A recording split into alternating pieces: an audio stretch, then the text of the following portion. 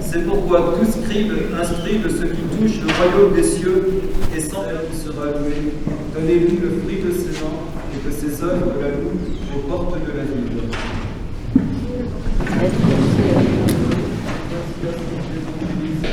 Notre Seigneur Jésus-Christ, notre Dieu et notre roi, ne doit pas simplement régner sur les consciences et dans les sanctuaires. Notre Seigneur Jésus-Christ doit aussi régner sur les places publiques, dans les institutions, dans les pays. Et nous allons lui demander de tout notre cœur des forces pour pouvoir mener ce combat en faveur du règne social et politique de notre Seigneur Jésus-Christ, qui est un devoir pour nous. Devoir d'y participer. Parce que Jésus-Christ est roi. Et que nous ne devons pas admettre qu'il ne règne plus sur ce pays pour lequel il a tant fait et dont nous sommes les fils.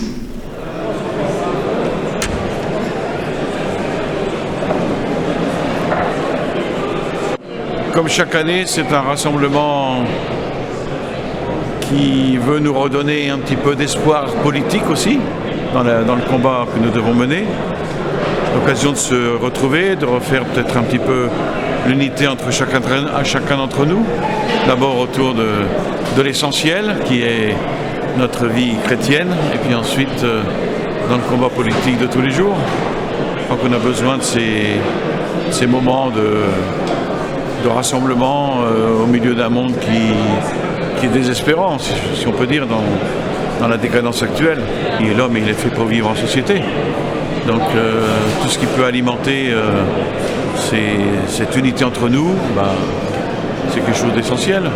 Ne jamais se décourager, parce que c'est ce que Sainte Jeanne d'Arc disait, hein. Les hommes combattront, c'est Dieu qui donne la victoire, et c'est ça qui est notre grande espérance, c'est que la victoire, même si on ne la verra pas de nos jours, ce sont nos générations futures qui la verront, et on les aura préparées à cette victoire. Donc il n'y a aucune raison de se décourager, même si l'ambiance, la décadence actuelle, elle est réelle et humainement désespérante, mais je crois que le bon Dieu, quand il nous demandera des comptes, il ne nous demandera pas si on a eu du succès ou pas, il nous demandera si on a lutté. Voilà. Pour nous, la fête du pays réel, ça représente aussi un peu ça, tous des gens qui veulent vraiment retrouver l'âme de la France, quoi.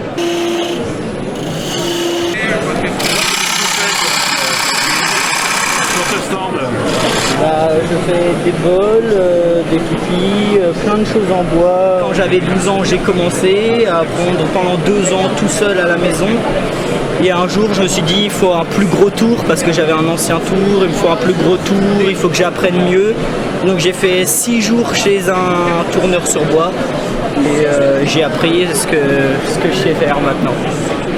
Des boîtes comme ça pour sel, pour plein de choses, pour des bijoux, pour des bagues, ou plein de choses comme ça, où ça se tient. Ce serait super que la France retrouve un peu cette identité, mais toute particulière de région, quoi, de savoir-faire. Merci beaucoup. Je vous en prie.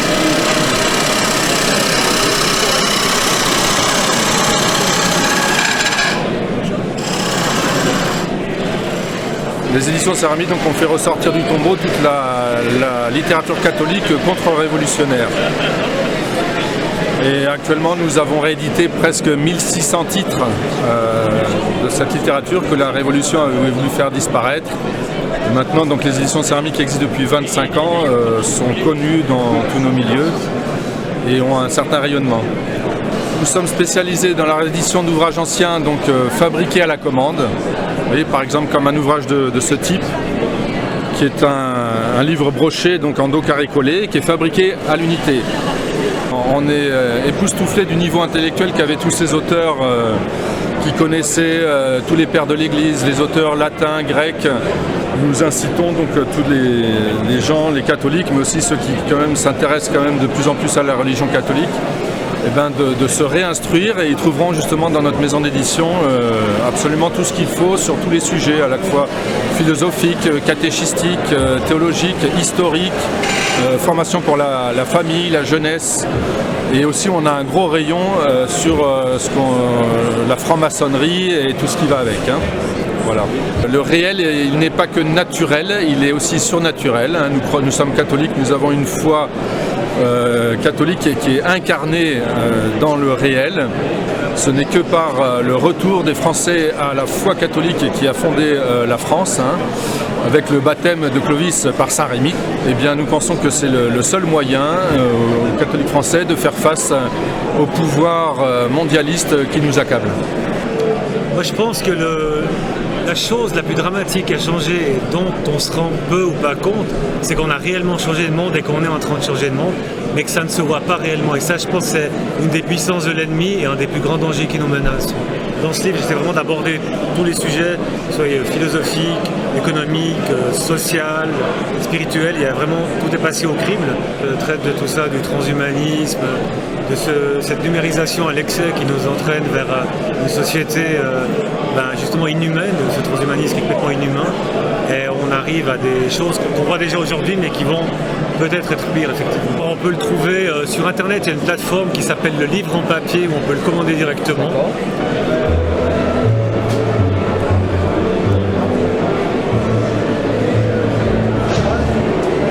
C'est un événement à ne pas manquer. Pourquoi ? Parce que c'est la France catholique authentique qui se réveille. La France catholique authentique, c'est presque un pléonasme. C'est la France qui se réveille. Donc la France, elle est authentiquement catholique si elle est la France.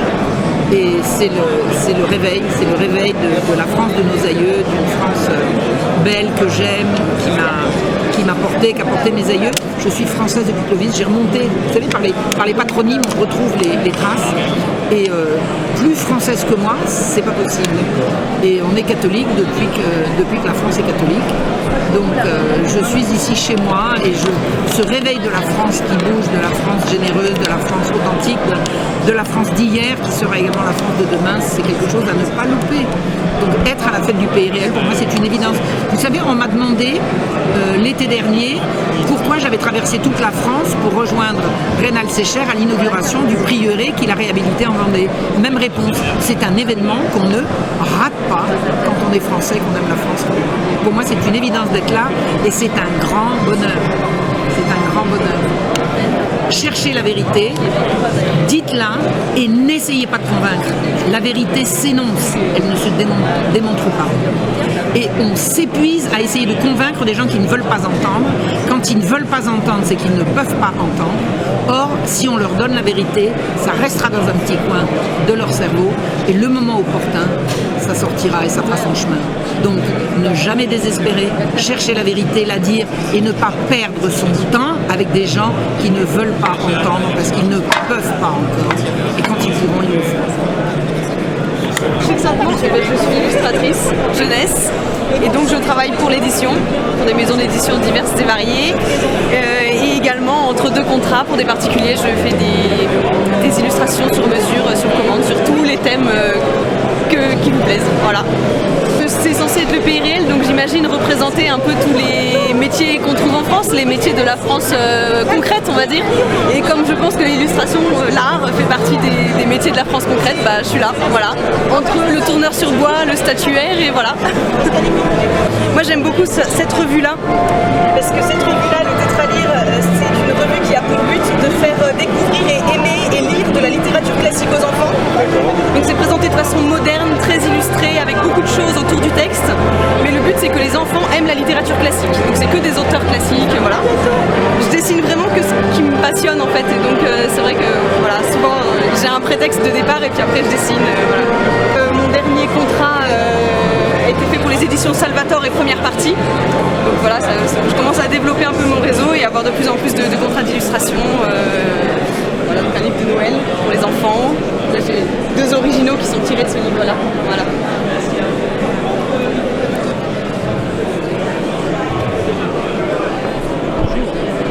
Bonjour monsieur. Alors qu'est-ce qu'on trouve sur votre stand? Bah, écoutez, des ouvrages catholiques, d'auteurs catholiques essentiellement du 19e siècle. Donc il y a un peu de tout, hein. Vous avez des ouvrages de piété, alors, on va dire le livre phare de la maison d'édition, voilà, Dévotion à la Sainte Face de notre Seigneur Jésus-Christ. Donc ça raconte entre autres, voilà, ce sont des biographies, des mini-biographies du vénérable Léon Papin-Dupont qui a popularisé la dévotion à la Sainte Face et de la Sœur Marie de Saint-Pierre à qui notre Seigneur voilà, a révélé son désir voilà, de cette dévotion. Il y a quelques prières voilà, aussi pour aider à se recueillir, à avoir cette dévotion à la Sainte Face. Voilà, des biographies, vous avez voilà, des ouvrages un peu plus politiques avec voilà, notamment voilà, une réhabilitation un petit peu de l'esprit de Léon XIII, du pape Léon XIII sur la question là, du libéralisme et de la démocratie. Voilà, parce qu'on a un peu trop facilement mis en avant le fait que finalement voilà, le ralliement à la République, voilà, tout est parti de Léon XIII, voilà, si tout va mal, c'est voilà. Voilà, donc vous avez des ouvrages voilà, notamment pour les enfants, vous voyez, de l'apologétique important. Le catéchisme, parfois, et souvent, est maîtrisé, mais par contre, les arguments, vous voyez, articuler la raison, la foi et la raison, c'est un peu le but aussi de ce type d'ouvrage. Et donc, dès le plus jeune âge, si on veut par la suite voilà, se forger un esprit, être à même de faire de l'apostolat, un apostolat efficace, voilà, donc ce sont des ouvrages voilà, assez connus, qui ont eu un certain succès à l'époque. Voilà, l'évangélisation apostolique du globe de Monseigneur Gaume, qui est assez connu aussi, voilà. Très intéressant aussi, très grande, voilà, Monseigneur Gaume qui a écrit des dizaines et dizaines d'ouvrages, notamment les biographies évangéliques, alors qu'ils ne sont pas là, mais... Donc voilà, vous avez voilà, des petites brochures aussi pour, voilà, en quelques heures, voilà, s'initier un petit peu voilà, au royalisme. Et donc Roland, effectivement, voilà, est allé en pèlerinage à plusieurs reprises à Lucca, en Italie, originaire donc Santa Gemma. Et je pense que peut-être il va voilà, vous présenter mieux que moi la vie de Santa Gemma. En fait, j'ai écrit ce livre pour faire connaître au public français la vie de cette sainte, Santa Gemma, qui est très connue en Italie. Donc, mon travail, c'était de retisser en fait un fil conducteur qui raconte de façon romancée et accessible toute son expérience mystique. C'est une stigmatisée, une épouse du Christ, et elle est morte un samedi saint après avoir vécu toute la passion du Christ. Il y a beaucoup de liens en fait entre Santa Gemma et Léon XIII, des liens, par exemple elle meurt le jour de la Saint-Léon, entre autres. Bon. Il y a beaucoup de liens aussi entre Santa Gemma et Marguerite Marie Alacoque. Et puis avec aussi Sainte Thérèse de Lisieux. Voilà, j'ai essayé de faire court pour vous présenter ce travail. L'outil de charité, c'est un titre qui m'a été un peu insufflé par la sainte. C'est elle. L'idée, c'est que la charité, c'est pas simplement une vertu théologale, c'est aussi un outil dont les catholiques ne s'emparent pas assez. Et ceux qui sont sanctifiés comme elle, c'est parce qu'ils ont fait ça. Ils se sont emparés de la charité, ils en sont devenus un outil, et ils viennent jusqu'à nous aujourd'hui pour que la doctrine sociale de l'Église, le Christ roi, ne soit pas qu'une belle idée, et que la charité ne soit pas simplement qu'une vertu comme ça abstraite, mais que ce soit des outils efficaces qui agissent dans le monde. Voilà. C'est la première année où nous venons parce que notre section elle est toute jeune et donc on en a profité pour faire un petit stand de notre région. Là vous voyez principalement des décorations de Noël, donc notamment les mirabelles, puisqu'il fallait fabriquer un objet emblématique de notre région, la Lorraine. Je crois que c'est une bonne journée de cohésion. C'est important de se rencontrer entre résistants, disons-le clairement. Donc oui, c'est une bonne journée de cohésion spirituelle, tout le monde va bien prier, on va tous bien prier ensemble. Donc c'est très important de multiplier ce genre d'événements. Et c'est une fête qui porte très bien son nom, donc la fête du pays réel. Il y a des stands du Languedoc, d'Alsace, de Lorraine, de Bretagne et de Paris. Et toute cette résistance nationale se retrouve à un endroit et ça nous permet vraiment de tisser des liens très forts, de camaraderie, qui sont d'autant plus importants quand on connaît les événements qui nous attendent. C'est très important. Bien, écoutez, cette journée est un succès. Il y a déjà beaucoup plus de visiteurs, beaucoup plus de stands. J'ai trouvé que c'était très diversifié, avec des stands de qualité d'un point de vue artistique, de nombreux artisans qui savent encore travailler de leurs mains et qui sont trop peu connus, et bien évidemment les personnalités habituelles du monde de l'édition, les écrivains. Mais alors, ce qui m'a frappé, c'est aussi la diversité des participants. Qu'il s'agisse de politiques, d'artistes ou de simples personnes civiles. Mais ce qui est remarquable, je dirais, dans cette fête du pays réel, c'est la porte ouverte aux différents mouvements du camp national. Parce qu'il faut bien se dire une chose, c'est que ce qui nous fait défaut dans la vraie droite, c'est l'unité finalement. Il y a toujours cette guerre de chapelle, ces divisions inutiles, parce que sur un petit point de détail, on n'est pas tout à fait d'accord. Or, Civitas est le seul mouvement à l'heure actuelle qui ouvre sa porte et qui permet que voilà, les différents mouvements du camp national soient représentés. Donc on ne peut absolument pas dire que Civitas est sectaire, bien au contraire, c'est la plus belle preuve d'ouverture et de capacité à rassembler. Je pense que ça fait déjà un moment, ne serait-ce qu'avec l'université d'été du pays réel et les intervenants qui ont été présentés, donc avec des conférences qui ont quand même fait des dizaines, voire des centaines de milliers de vues, c'est quand même assez exceptionnel. Donc il y avait vraiment une résonance, comme vous dites, dans la population civile, chez des gens qui sont peut-être même pas forcément politisés, mais qui sentent que ça ne va pas et qui cherchent des réponses, et qui, dès lors qu'ils prennent la peine d'écouter, se disent mais oui, absolument, mais c'est ça, et ils viennent trouver des réponses.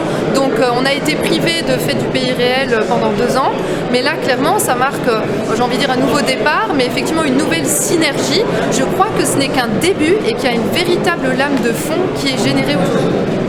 Je leur dirais qu'ils ont franchi la première étape, mais que pour donner du poids à leur action, il faut y joindre la prière, la foi catholique, se tourner vers Dieu, parce que j'ai constaté qu'il n'y a rien de plus grave qui énerve le système que d'aller prier. Ah, c'est terrible. Alors là, ça génère des mouvements de police, comment vous dire, des surveillances accrues, et donc non seulement on ne peut rien faire sans la prière, parce que c'est ce qui va nous donner une puissance d'action, dès lors qu'on est tourné vers le Saint-Esprit, évidemment, mais c'est aussi ce qui gêne plus le système, parce que politiquement, vous pouvez dire tout un tas de choses, ils en laisseront passer assez. Mais si vous rajoutez le socle spirituel duquel tout dérive en fait, eh bien là vous serez vraiment ennemi de nos adversaires. Pour une bonne part de Français des campagnes qui sont déchristianisés, alors on peut le regretter évidemment, mais je rajouterais que c'est probablement pas de leur faute parce que ceux qui sont aux commandes font tout par tous les bouts pour que cette connaissance, ce savoir, ce mode d'emploi de la vie qui est spirituel ne nous soit pas donné, alors que le combat qu'ils mènent eux est spirituel et ils nous vident de notre substance pour nous faire vénérer le dieu argent si vous voulez, par le matérialisme et la consommation. Donc oui, il faut absolument prendre conscience de ça. Je crois qu'il y a de plus en plus de personnes qui ont compris et même si on ne sera peut-être pas la majorité de la population, c'est pas grave. Je rappelais ce matin que les apôtres, eux, n'étaient que 12 et qu'ils ont changé la face du monde.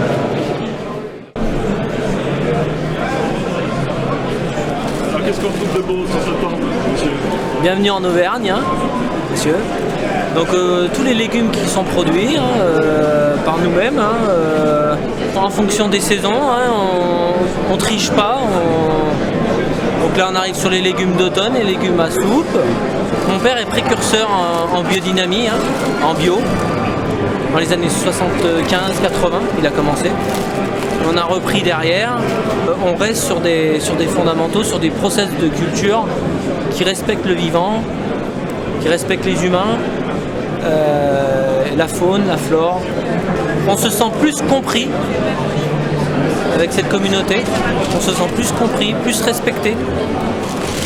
Parce que j'ai beaucoup du mal à retrouver sur les marchés, depuis 20 ans que je fais les marchés, ça s'est dégradé. La mentalité, la manière de consommer, les gens qui ne savent plus cuisiner, qui achètent beaucoup transformé. Beaucoup de gens ne savent pas ce que c'est qu'il y a sur le stand. Pourtant c'est des légumes, c'est des variétés anciennes, c'est des légumes qui sont oubliés malheureusement, qui sont excellents pour la santé. Notamment le panais par exemple. Le panais c'est l'ancêtre de la carotte. C'est un légume qui est excellent, qui ressemble beaucoup au goût de la carotte, effectivement, qui va agrémenter vos plats comme une pomme de terre. Et voilà, vous avez le rutabaga, qui est de la famille un peu des navets, qu'on va retrouver dans le pot-au-feu, par exemple. Voilà. Donc après, vous avez le radis bleu d'automne, le radis red meat. C'est des radis qui vont plutôt se manger crus. Ont des couleurs très attrayantes, ça c'est la vraie beauté de la nature. C'est des variétés qui ne sont pas connues et qui méritent d'être goûtées, quoi. Je pense qu'il serait bien que les gens se réveillent un petit peu. Hippocrate disait on n'est que ce que l'on mange. C'est du bon sens en fait. Tout simplement faire attention à ce que l'on mange. On est un être vivant. Donc notre corps il a besoin de vivant. Pas de transformé. Donc je fabrique des kits de broderie, oui. C'est-à-dire qu'en fait j'achète de la toile, j'achète du fil, je fais créer des modèles et donc le but après c'est de broder quoi. Donc en fonction des possibilités de chacun, on a une toile plus ou moins fine. Donc là c'est une toile déjà qui est un petit peu fine. Pour les enfants il peut y avoir des choses plus simples. Donc du canevas qui peut être, donc ça c'est des gros trous avec une grosse aiguille pour éviter de se blesser, donc pour apprendre je dirais. Et puis après pour les grands professionnels, on a des broderies plus techniques je dirais, ajourées où il faut broder puis ensuite couper les fils. Voilà. Ma spécialité c'est les saints patrons à broder. Ce sont des modèles qui sont dessinés par des bénédictines. Le modèle une fois brodé, voilà, ça donne quelque chose de ce style. Donc ça fait un modèle qui fait une vingtaine de centimètres de haut et donc on a à peu près tous les prénoms possibles traditionnels. Voilà. Moi mon but c'était que l'enfant brode son saint patron, c'est-à-dire qu'on fasse un cadeau de communion, un cadeau de confirmation. C'est la récré du monde, donc je suis basé à Moulins dans l'Allier et mon site c'est larécrédumonde.fr, tout attaché, larécrédumonde.fr.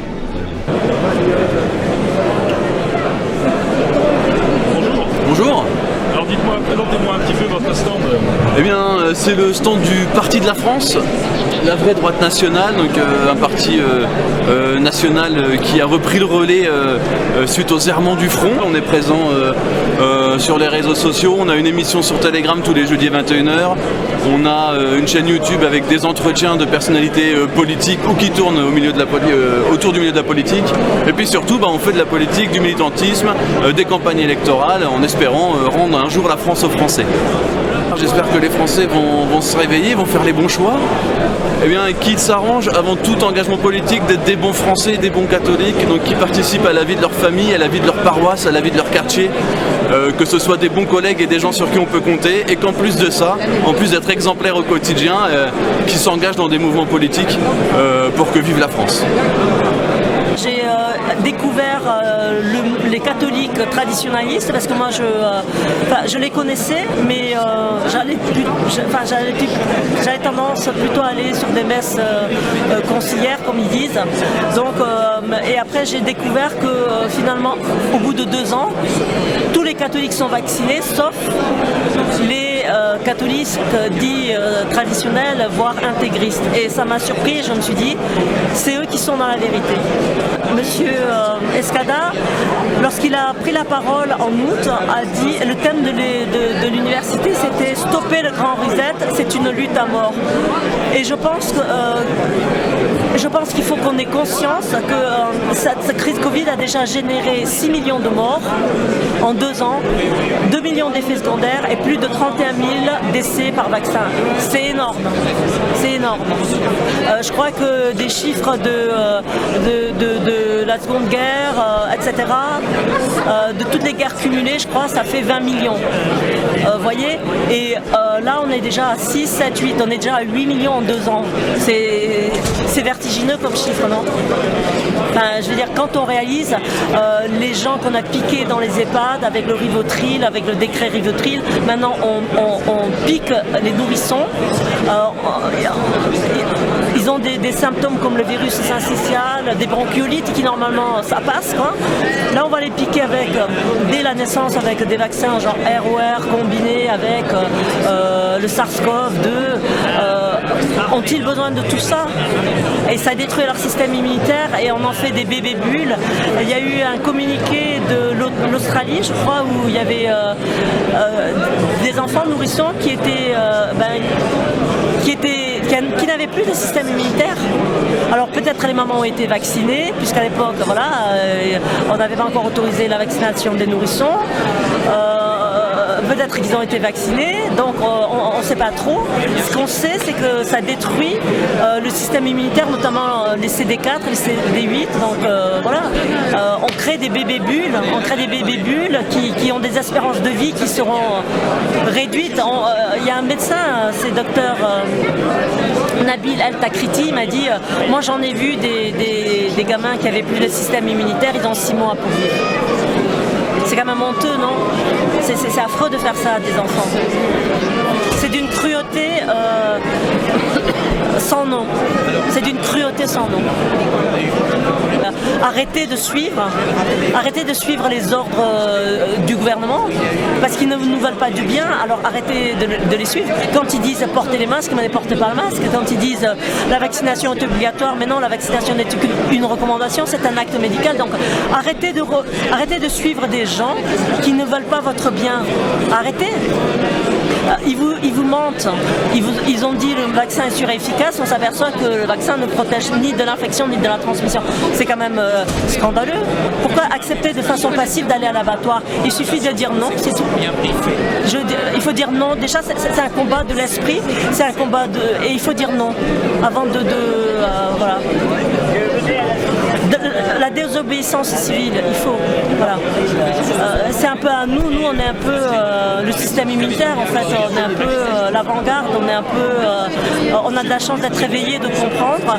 Donc, dans l'amour, ne les condamnons pas, ne les jugeons pas parce qu'ils ont pris le vaccin, mais ouvrons-leur les yeux et ensemble, sauvons-les. Ils ont besoin d'aide, pas de condamnation. Cela, vous voulez celui? Non? À 2,50 €. Il a manqué de respect à son père, mais c'était aussi assez prophétique. Quand on parle, si vous voulez, de défaire le parti des médias, là on va plus assimiler le mot parti des médias au mot pouvoir, au mot puissance et au mot également influence, bien sûr. Je pense que TV Liberté a toute sa place au sein du pays réel. On peut parler aussi de médias réels, de la réelle information, de la vraie information, de la véritable information. Donc je pense que le mot réel peut être bien aussi assimilé à TV Liberté dans ce sens-là, parce qu'on se revendique être un média réel en termes d'information vérifiée et fiable. J'ai envie de dire à chacun, à chacune, soyez solidaires, restez soudés, unissez-vous, c'est le seul moyen de résister et encore une fois, je me répète, sur lequel ils ne pourront pas nous combattre.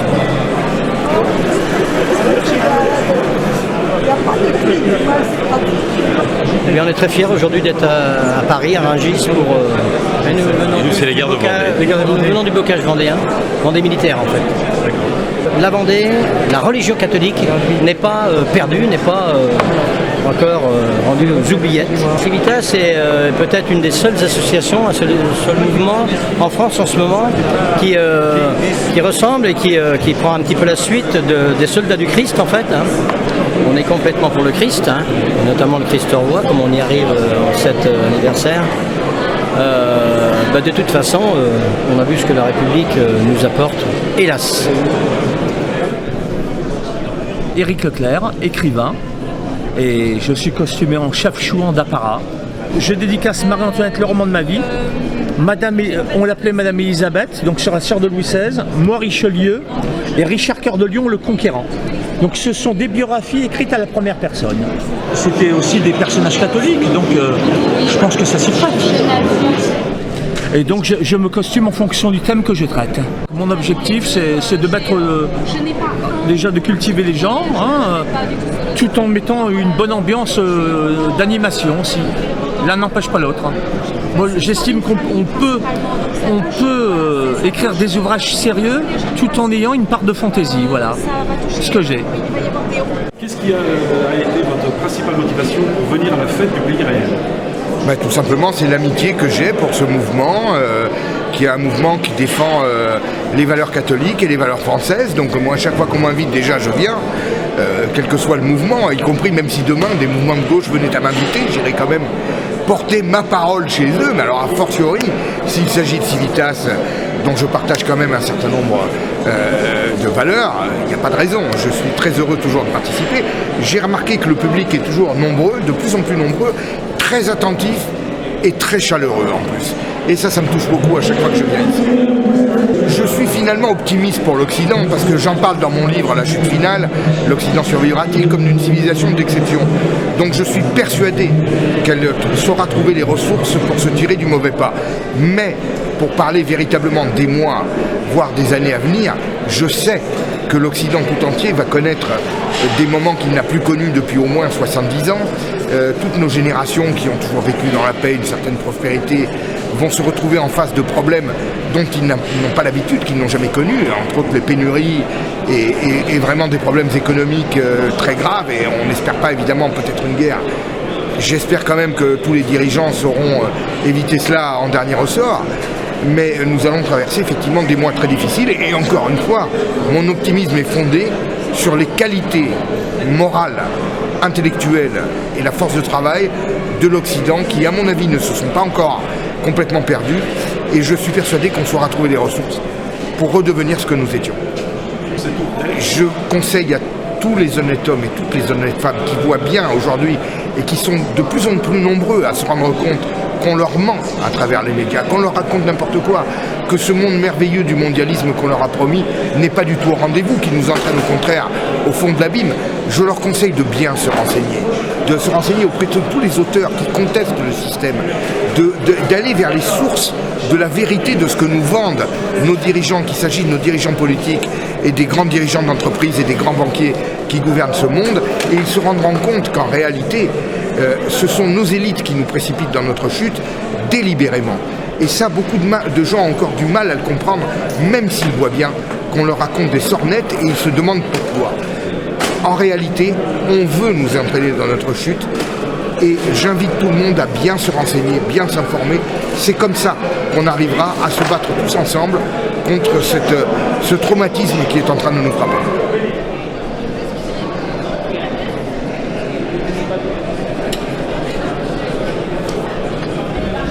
Mon métier d'origine, c'est tailleur de pierre de métier, d'où un échantillon ici. Je fais également du conseil en patrimoine bâti, étant agréé monument historique. Dans mon quotidien, le pays réel se fait de moins en moins ressentir, on va dire. Et donc, je viens un petit peu me ressourcer entre personnes qui ont bien les pieds sur terre. Enfin, c'est mon job, je donne des cours d'autodéfense instinctive. Et puis l'autodéfense, pour ce qui me concerne dans mes écrits, c'est la sécurité, la confiance plus personnelle, quand on est seul à devoir s'affirmer, se défendre, prendre position, et parfois même physiquement. Le mammifère humain est le seul animal, le seul mammifère à apprendre des méthodes, à développer des concepts, alors que tous les autres mammifères, tous les autres animaux, dans le bon sens du terme, se défendent à l'instinct et ont ça dans leur instinct. Alors j'ai rien contre les méthodes, moi-même je viens des sports de combat, mais il y a la méthode avec un grand L, c'est la méthode humaine originelle, je dirais même divine, parce que ce qui nous a créés veut qu'on survive et qu'on sache se défendre. Il y a aussi une part d'introspection, de savoir qui on est. Mais la première chose qui fait partie de moi, c'est mammifère, humain, mâle. Et j'ai été posé ici sur cette terre, qu'on soit croyant, pas croyant, on est là. Et je suis là pour survivre et j'ai les ressources instinctives pour me défendre. Et le cas échéant, me défendre physiquement. Demandez-vous qui vous êtes et pourquoi Dieu vous a donné des canines. On a des canines. Il faut se poser la question pourquoi on a des canines. Je vous laisse répondre à cette question.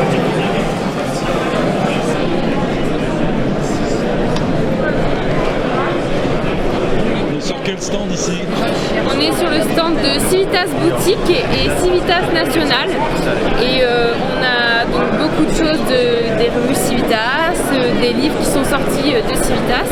Et on a aussi d'autres éditions derrière, avec Clovis, l'association ASIM, donc Association catholique des infirmiers et des médecins. On a beaucoup de choses pour les enfants aussi, des vicins, des CD, des livres. Voilà, donc on vous attend sur le stand de Civitas Boutique. On a une clientèle quand même assez militante de Civitas. Et après, on a beaucoup aussi de familles grâce aux articles pour les enfants et pour les plus jeunes. On a une clientèle fidèle et une nouvelle clientèle qu'on essaye d'apporter grâce à de nouvelles choses comme des catalogues, qu'on essaye des nouvelles ventes à domicile et la diffusion par mail aussi qui marche pas mal, le bouche à oreille, les petites publicités à gauche à droite, voilà. Écoutez, une invitation sympathique de gens ouverts qui ont envie de savoir ce qui s'est passé sur la prise en charge des enfants atteints de Covid. En ce qui me concerne, la prise en charge générale des malades et des non-malades surtout, qu'on a voulu faire croire malades. Donc il est très très important d'informer le plus largement possible. On était déjà venu une fois ici, peut-être à la dernière, parce qu'après ça a sauté. Voilà, donc c'est bien. Moi je suis très très heureuse de pouvoir répondre aux questions de tous les gens qui voudront bien m'interroger sur le monstrueux scandale qui a été en cours pendant 3 ans et qui continue, puisque alors que le pseudo-vaccin ne protège pas des transmissions, que le pseudo-vaccin ne fait que des effets secondaires graves en fait, c'est son seul rôle. Notre ministre veut apparemment continuer, il dit qu'il faut continuer à vacciner, y compris à pseudo-vacciner, parce que c'est pas un vaccin, c'est une injection génique. Donc vraiment si on peut se battre tous ensemble pour sauver les enfants et l'humanité, parce que si on continue à injecter tout le monde, notre génome va finalement être abîmé si ce n'est détruit. Donc vraiment c'est un combat qu'on mène tous ensemble et j'ai grand plaisir à pouvoir la mener ici aussi. Il faut qu'on manifeste pour la paix, parce que le syndrome Ukraine c'est le même que le syndrome vaccin anti-Covid Covid, etc. C'est faire peur pour nous faire obéir. Donc, un, manifester pour la paix. Deux, résister à la peur qu'on veut nous inculquer.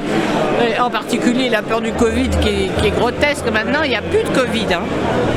On a plein de gens autour de nous qui nous disent « je viens d'avoir le Covid ». Non, vous les interrogez, ils viennent d'avoir une injection et ils font effectivement des maladies qui ressemblent au Covid puisqu'ils sont créés par la même protéine mais injectés par le pseudo-vaccin.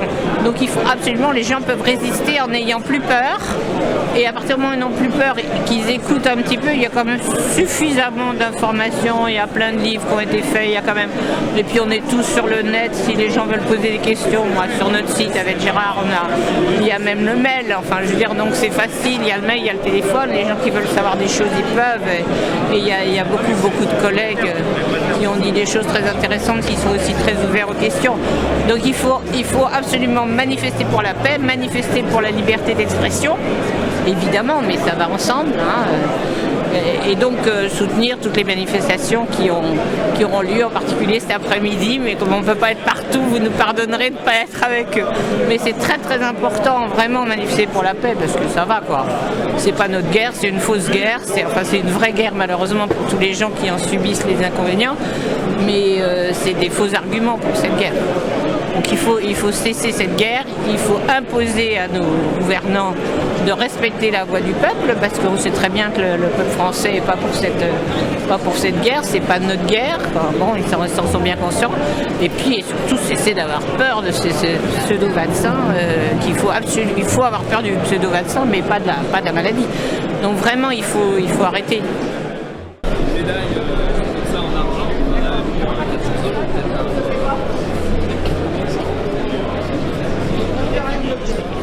Propose le journal Rivarol, c'est le seul hebdomadaire subsistant de l'opposition nationale authentique.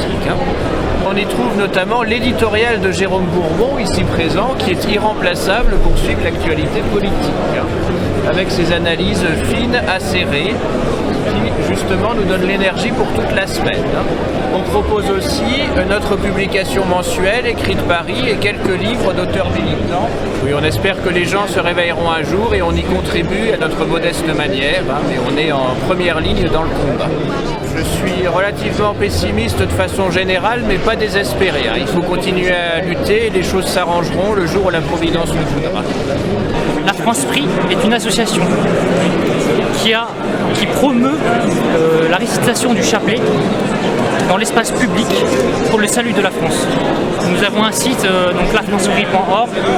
Dessus, on peut voir la carte de la France Prix, donc de tous les lieux de prière en France. On peut zoomer sur l'endroit où on est et on a possibilité de voir le lieu le plus proche de chez nous, voilà, où il y a le chapelet. En règle générale, le chapelet est le mercredi à 18h. Mais ça peut être un autre jour, le lundi, le samedi, voilà. C'est en fonction des disponibilités de chacun. Au départ, c'est parti de la crise du Covid. Ensuite, la crise du Covid n'est toujours pas terminée. Nous avons toujours des mesures sanitaires, les soignants suspendus. Voilà. Donc il faut continuer, il faut persévérer dans la prière. Et surtout dans la prière pour la France, parce que la France en a vraiment besoin. Donc, en France, il y aura 3 vierges pèlerines qui vont circuler, donc, dans l'ouest, nord-est, sud. Donc c'est pour ça qu'on peut aussi s'inscrire à la Vierge pèlerine pour ceux qui ont inscrit leur groupe de chapelet sur le site La France.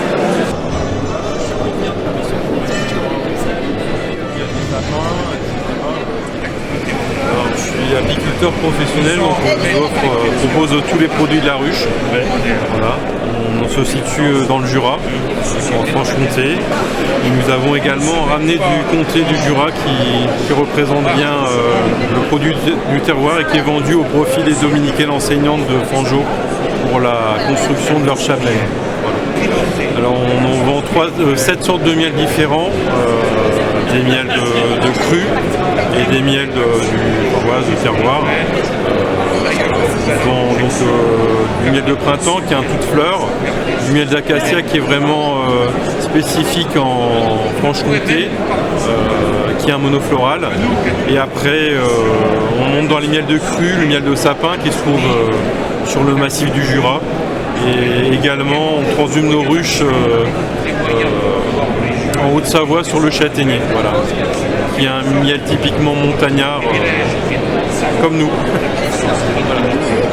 Je pense que c'est important ce genre de manifestation, puisque ce qui a été fait pendant les lois d'exception covidiennes, c'est d'empêcher les rassemblements entre les personnes.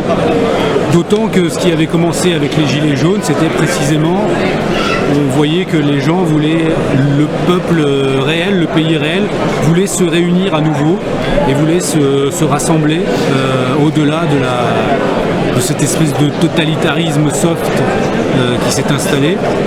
C'est très important le combat que mène Civitas, parce que c'est un combat du christianisme politique. Et on a besoin dans la cité de gens qui prennent sur eux la thématique du christianisme politique. Et à ma connaissance, il n'y a pas beaucoup d'organisations qui assument cet aspect-là concrètement. Donc c'est pour ça que je soutiens Civitas sur ces aspects-là. Sur l'aspect du combat pro-vie, mais le combat pro-vie n'est pas juste à l'appel de certaines centrales de temps à autre de sortir manifester et tout, non, c'est un combat qui est total parce que nos ennemis se disent pro-choix mais ils ne sont pas pro-choix, ils sont pro-mort réellement. Et mon étude, ce que je découvre à chaque fois que j'enquête sur ce qu'ils font, le montre toujours plus. Une minorité de personnes a un projet qui est ontologiquement et diamétralement opposé au projet chrétien et au projet de notre Seigneur pour l'humanité. Donc il est important de soutenir, quelles que soient nos orientations politiques personnelles, les mouvements qui incarnent le christianisme politique à l'heure actuelle. On aime bien ce terme-là, à la mode de résilience de la population française réfractaire à ce qui se passe. Et en fait, c'est comme si, moi je vois ça de cette manière-là, c'est au-delà des aspects très techniques que j'étudie dans mes livres. Il y a un aspect qui est un petit peu... Je pense que les mondialistes sont quelque part, consciemment ou non, en train de constituer une sorte de ce qu'on pourrait considérer un corps mystique, quasiment un corps mystique de l'antéchrist en quelque sorte. Et l'Église, au sens premier, l'Ecclésia, l'assemblée des chrétiens, des fidèles, c'est au départ aussi une assemblée politique, c'est la cité. Donc la cité catholique, la cité chrétienne,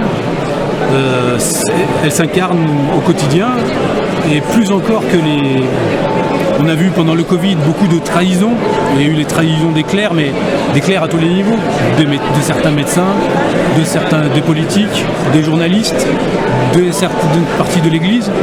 Mais à l'Église réelle, le pays réel, l'Église réelle sera toujours là jusqu'à la fin, et c'est le corps vivant, souffrant et militant de notre Seigneur.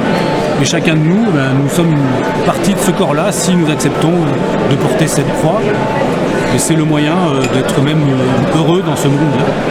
Ne restez pas isolés, même quand les prochains coups commenceront à pleuvoir, eh bien, rassemblez-vous, créez vos propres réseaux de communautés, de familles.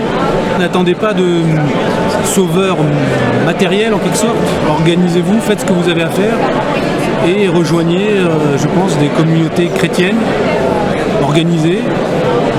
Parce que vraiment, ce qui sauve et ce qui permet même de s'organiser politiquement et au niveau personnel, c'est la pratique religieuse chrétienne. La clé de voûte, ça sera toujours la vie spirituelle chrétienne.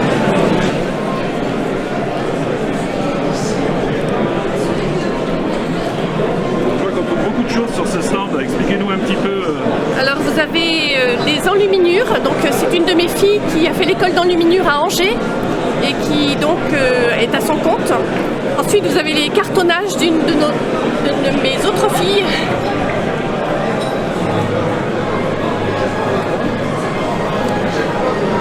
Alors, les enluminures c'est au fil de l'or, ça s'appelle au fil de l'or. Voilà. Et ensuite une troisième de mes filles s'occupe des robes à smoke et elle a un site sur internet qui s'appelle De Cap et d'Épingle. Voilà, donc elle fait venir les robes à smoke de Madagascar. Eh bien c'est la France profonde qui se retrouve. Voilà, et c'est un soutien de se retrouver parce que quand on est dans notre région, parfois on se sent un petit peu isolé. puis bon, on se retrouve un petit peu dans les idées aussi, et voilà, ça fait du bien.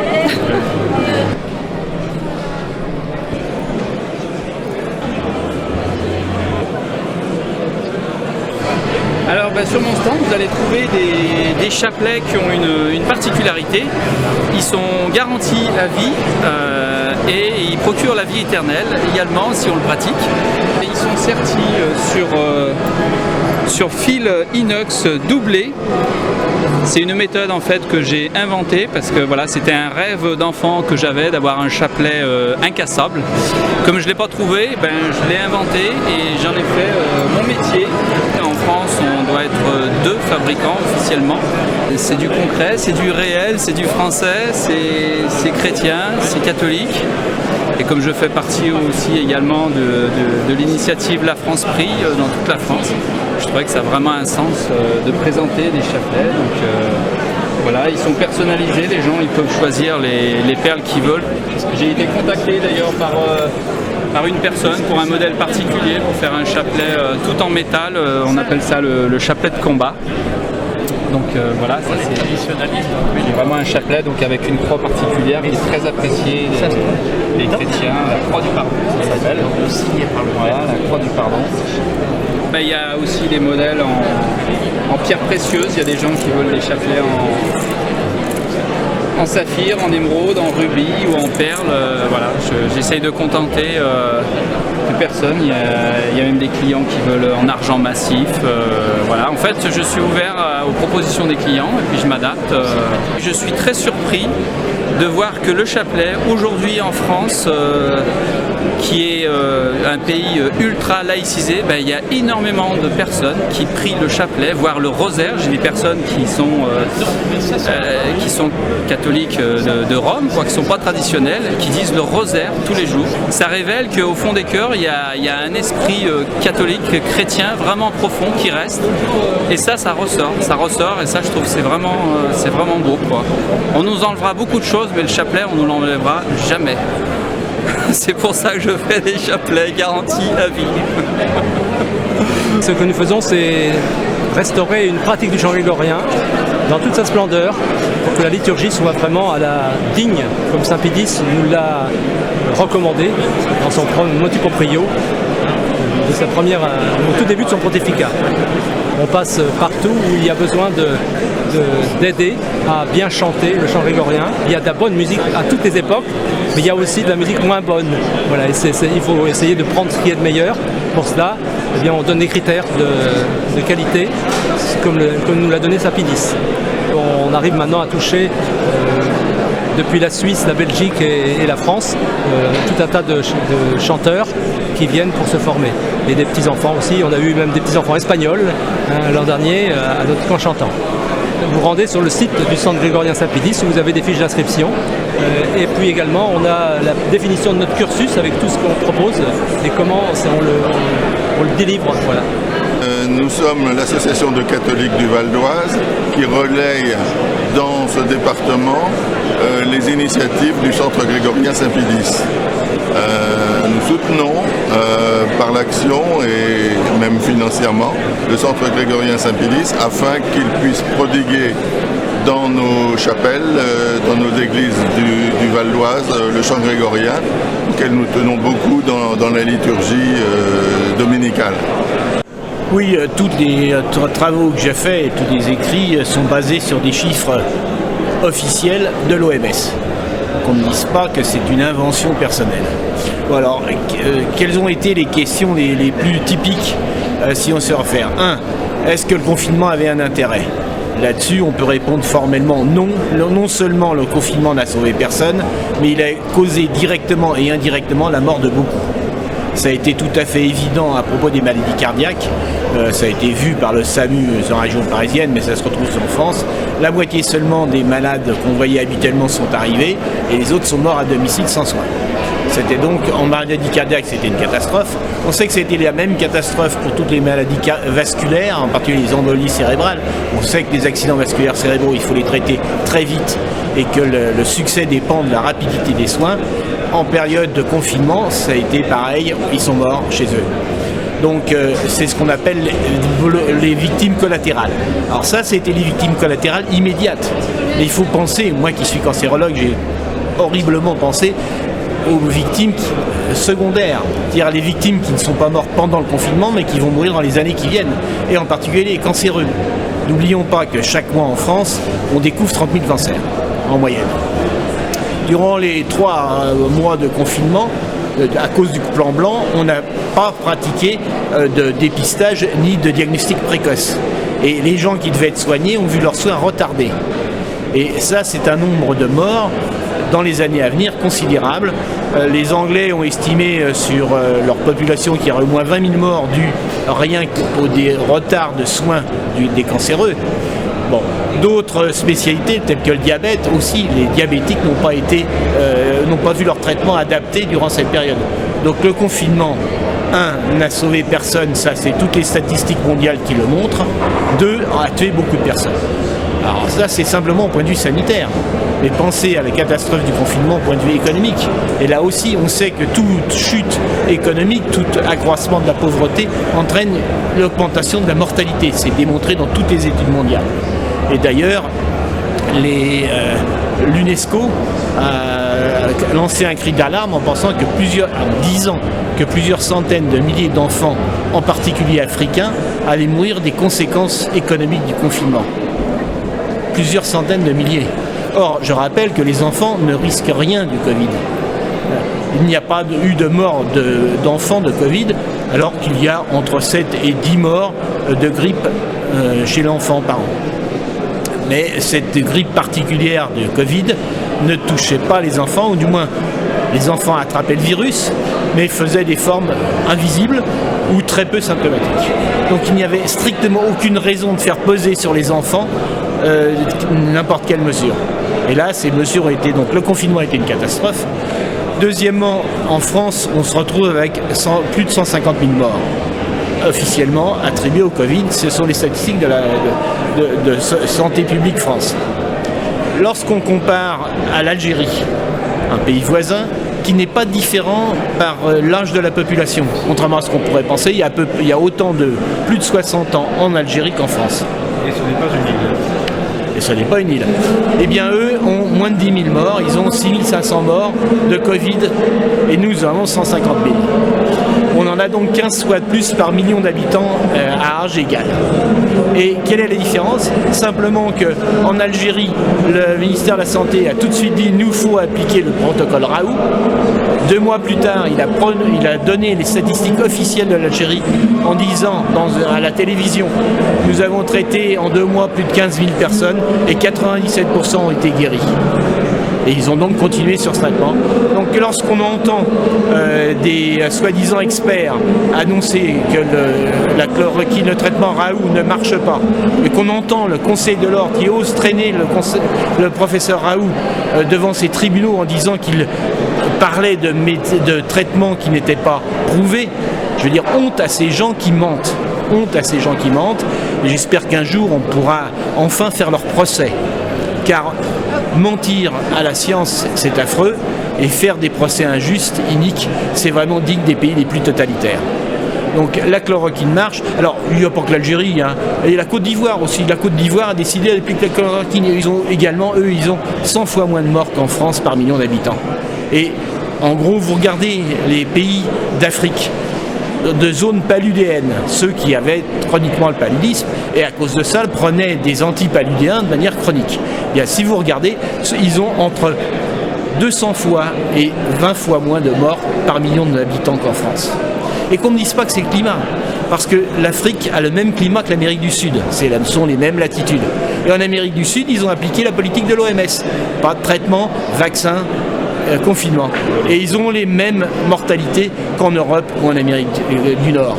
Donc ce n'est pas le climat, ce ne sont pas la jeunesse des populations, c'est vraiment l'absence de traitement qui en France a causé autant de morts. Donc honte au gouvernement et honte aux médias qui ont fait croire que la chloroquine n'était pas efficace. Il n'y a d'ailleurs pas que la chloroquine, hein, que les traitements n'étaient pas efficaces. Alors, tous les médecins qui ont une certaine expérience clinique savent que depuis toujours, la grippe ne tue pas, tue extrêmement peu si on la traite. tout médecin sait qu'un vieillard qui attrape la grippe est fragilisé, qui risque d'attraper une surinfection bactérienne qui peut l'entraîner à la mort. Et donc on donne des antibiotiques dans la grippe qui est une maladie virale. Et grâce à cela, la mortalité de la grippe a profondément chuté. On nous a fait peur avec la grippe espagnole en disant « Ah là là, vous voyez, ça c'est un virus et ça tue des millions de personnes ». Sauf que la grippe espagnole n'a pas beaucoup tué, contrairement à ce qu'on raconte. L'épidémie de grippe espagnole a évolué en 2 phases. La première phase était virale, il y a eu peu de morts.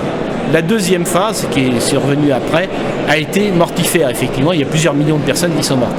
Mais tous les examens qui ont été faits, et en particulier par le docteur Fauci, c'était sa thèse sur l'origine de la mort de la grippe espagnole, montrent que ce sont uniquement des surinfections bactériennes qui ont causé la mort.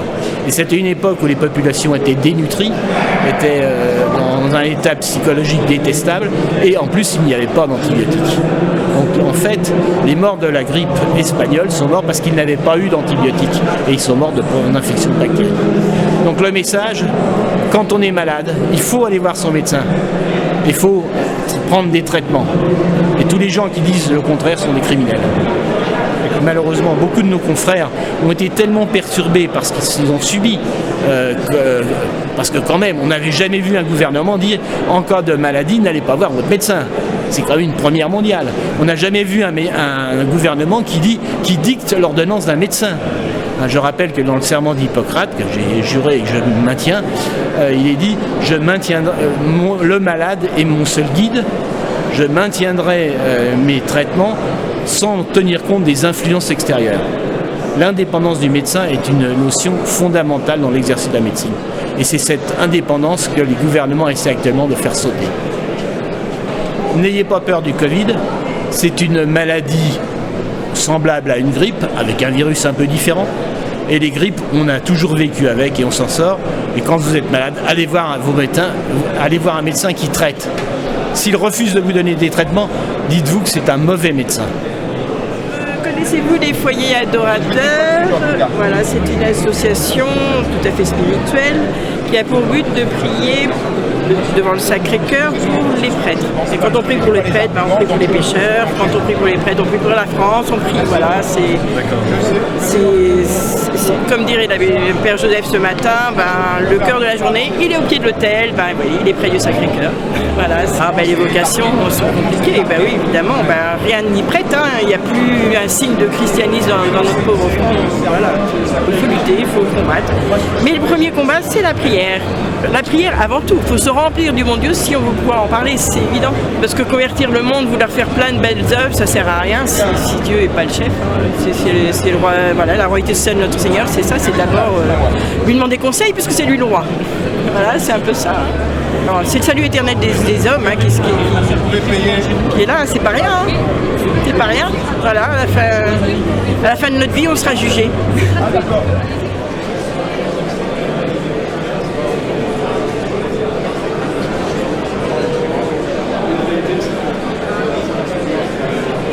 Alors du coup ici vous êtes sur le stand contre-culture, vous allez avoir du Maurras, voilà, donc idées politiques, on a été l'un des premiers à rééditer, c'était assez difficilement trouvable. Les livres bien entendu de notre cher président, ensuite on va passer à la seconde partie, donc ça va être du Alain Soral, donc ça va être 6 livres principaux, donc Comprendre l'Empire, le nouveau Comprendre l'époque qui vient d'arriver, on en a vendu plutôt pas mal en fait aujourd'hui, donc on est assez content. Moi je vous recommanderais tout simplement Comprendre l'Empire qui est vraiment le condensé de toutes ces dernières années, on va dire, qui est malgré qu'il a été écrit il y a 10 ans est extrêmement d'actualité. C'est un condensé vraiment du travail de toutes ces dernières années et de toute la pensée synthétique du président.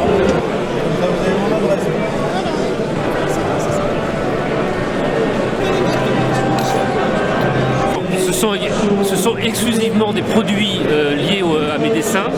Donc il y a des cartes postales, il y a des affiches, il y a cet album, il y a des autocollants, les cartes postales on les voit, il y a des t-shirts, voilà, il y a des dessins originaux que je fais pour Mediapresse Info. Et on essaye de rendre les choses un peu plus drôles qu'elles ne sont en réalité. En tout cas, c'est ce que j'essaye de faire. puis j'essaye de traiter l'actualité d'une façon aussi assez décalée. Je crois qu'on a besoin un petit peu de décaler pour appréhender les choses d'une façon plus positive. C'est Pierre Dac et Francis Blanche qui ont parlé du parti d'en rire.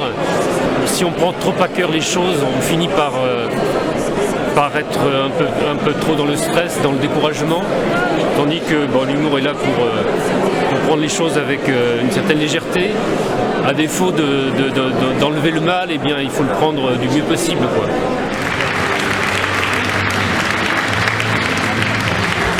Cette délégation ouvre la voie à notre président Alain Escada, président de Civitas. Chers amis, merci pour votre accueil.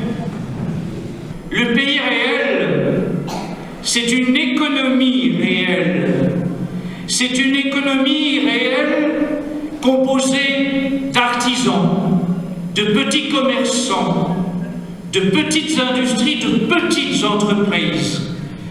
Le pays réel n'a rien de commun avec le pays légal, cette Macronie qui rime avec franc-maçonnerie. Ce pays réel, c'est celui dont vous avez vu d'innombrables représentants aujourd'hui, qui vous ont montré qu'ils continuent à exercer leur métier dans la difficulté, mais avec persévérance. Beaucoup de ces petits artisans m'ont témoigné des difficultés qu'ils rencontrent de plus en plus dans une société qui veut tout uniformiser, tout réglementer, tout régimenter, tout caporaliser. Mais ces petits artisans, eux, sont vraiment des résistants dans un monde mondialisé. Il faut les encourager, il faut les soutenir, il faut organiser des réseaux locaux qui permettront que nous consommions correctement, que nous mangions de bons produits, que nous soutenions ceux qui ont un labeur juste. Le pays réel aujourd'hui doit acclamer ces milliers, ces dizaines de milliers de gens qui ont perdu leur emploi parce qu'ils ont été fidèles à leurs convictions et ont refusé de se laisser injecter un produit expérimental. Honneur à tous ceux qui ont perdu leur emploi et exigeons qu'ils cessent d'être suspendus et qu'ils retrouvent leur emploi.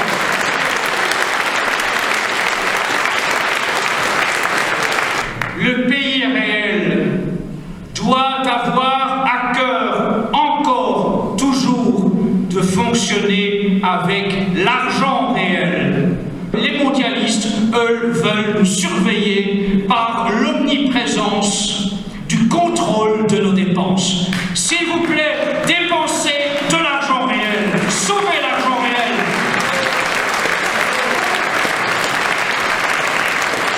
Le pays réel, ce sont des familles réelles composées d'un homme, d'une femme, des familles réelles qui ont naturellement des enfants. Et cela s'oppose frontalement à ce qui est le processus, le plan mondialiste qui veut que la procréation soit désormais entièrement artificielle. Le pays réel, c'est une humanité réelle, c'est une dignité de l'homme qui doit être réelle et qui s'oppose frontalement au transhumanisme, à l'homme augmenté, à la robotisation, à l'injection de nanoparticules. L'homme que nous propose le Forum économique mondial, ce n'est pas un homme réel, c'est un cyborg, c'est un homme augmenté, c'est une trahison, c'est une imposture, c'est un vol de la création divine. Il faut encore et toujours que nous défendions l'humanité réelle face au projet mondialiste des transhumanistes. Le pays réel au service du bien et au service du beau. Et comme il est réconfortant de voir lors d'un tel événement des illustrateurs, des peintres, des sculpteurs, des artisans qui ont ce souci quotidien de travailler pour le bon, pour le bien, pour le beau, pour le vrai. Le pays réel, c'est un peuple de France, de souche, qui peut, dans une proportion réduite, assimiler une petite minorité venue d'ailleurs, à condition que ceux-ci aiment sincèrement la France, qui les accueille, aiment sincèrement la religion qui est intrinsèquement liée à la nature de la France, fille aînée de l'Église, et qui admire la civilisation chrétienne dans laquelle elle s'inscrit. Une petite jeune fille de France qui jouait un rôle tellement insignifiant dans sa petite ville de Domrémy. Cette petite jeune fille est touchée par le doigt de Dieu. Elle reçoit une mission divine. Et ce qui semblait impossible, impensable, se déroule. Et cette petite jeune fille monte à cheval, endosse une armure, devient un chef de guerre, permet le sacre du roi de France. Songez à quel point ça semblait impensable et impossible. Et Dieu l'a permis. Rien n'est perdu quand Dieu veut. Alors mesurez cela et préparez-vous à des temps difficiles, mais ayez toujours au fond de vous, au fond de votre âme, cette force que vous puiserez dans votre foi catholique intense. Renforcez votre foi, renforcez votre vie intérieure. Armez-vous spirituellement, renforcez-vous physiquement, renforcez-vous intellectuellement et soyez prêts à être demain les vrais soldats de Dieu qui seront les seuls dissidents qui libéreront la France et qui libéreront le monde comme le sel de la terre.